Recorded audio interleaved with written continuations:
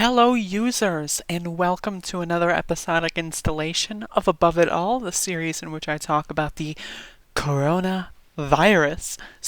I got a few choice clips here that are probably going to be pretty interesting and are definitely shaping how the conversation around the coronavirus is actually going on, also known as COVID-19 or nCoV, whatever. I feel a coronavirus just might be the most ubiquitous. So this happened, I believe, last night, I want to say, this clip here. So I'm going to play this clip, and then I've got another clip here that is, I think, this morning. Now, I could be incorrect, but I'm just going to go with that. Living in fear of is what's happening to this country. And you know, Tucker, no one reached out to me and said, as a senior citizen, are you willing to take a chance on your survival in exchange for keeping the America that all America loves for your children and grandchildren? And if that's the exchange, I'm all in. And that doesn't make me noble or brave or anything like that. I just think there are lots of grandparents out there in this country, like me, I have 6 grandchildren, that what we all care about and what we love more than anything are those children. And I want to, live smart and see through this, but I don't want the whole country to be sacrificed.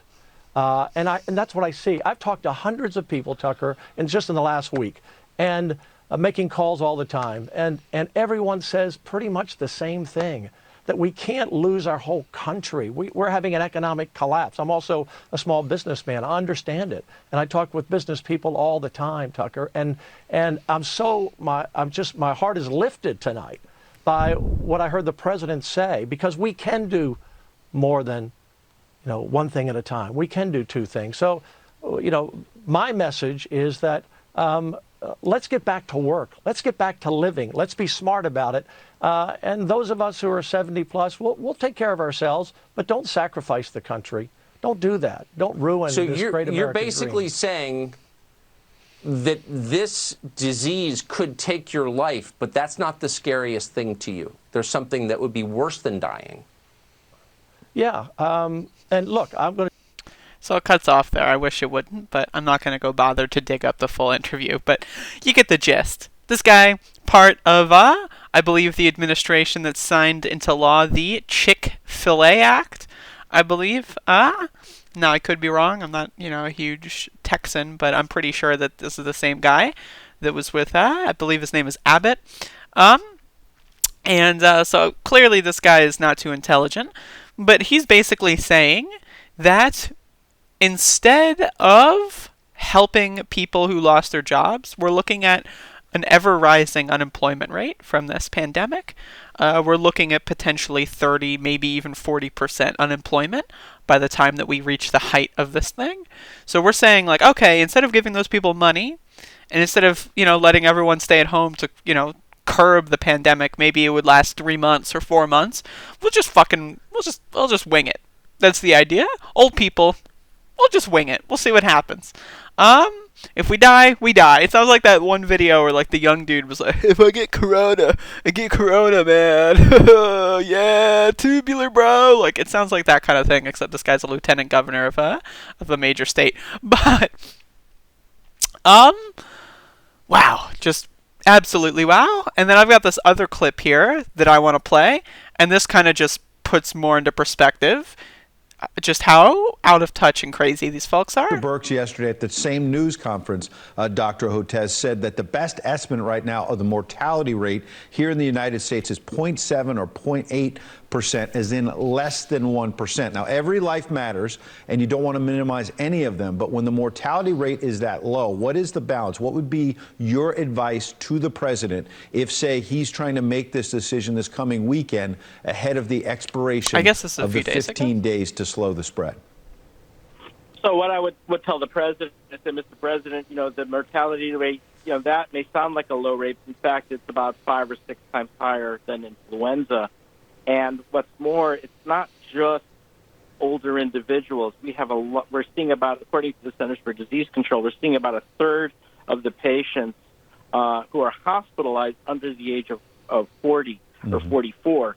And even though they're not necessarily dying, their lives are being saved because they're in ICUs being taken care of.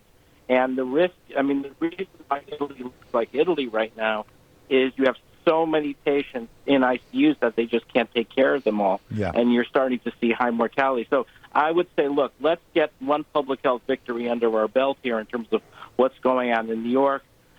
Maybe we're looking at another month, and then reassess. And I agree. We can't stop our economy in perpetuity, Sure. or even for 2 years.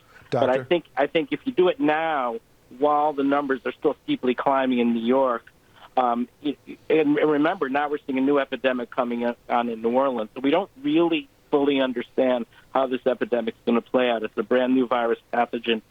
Give it another month and reassess. And that carefully. would be Now, that's an interesting thing about that is the phone call guy's kind of providing a little bit of a take there. But the thing that's super bizarre here is that Republicans on television are saying that the economy is more important than millions of people's lives. And honestly, I don't think 1% is probably, it's not accurate. Like, if we don't do any safety precautions like we're doing in a lot of states, this could reach maybe 2 to 3% without much difference. The thing about this is it's unpredictable. We have rough ways to predict it, and I've got this website open here. This is what's super interesting to note is that these conversations are happening around this area.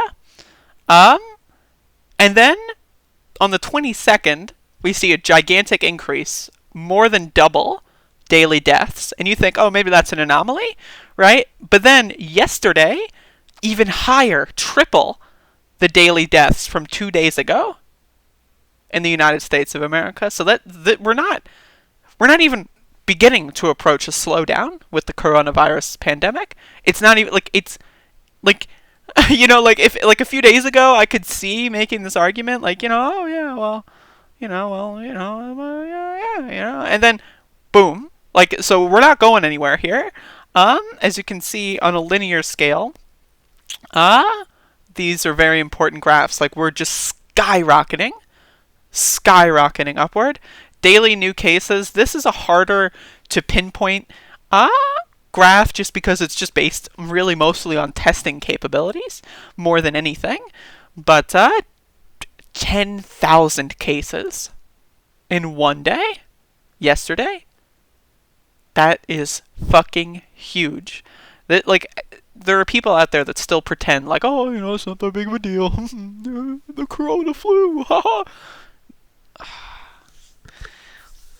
Now, one thing this brings to mind is a quote, and I forget who it's from, sue me.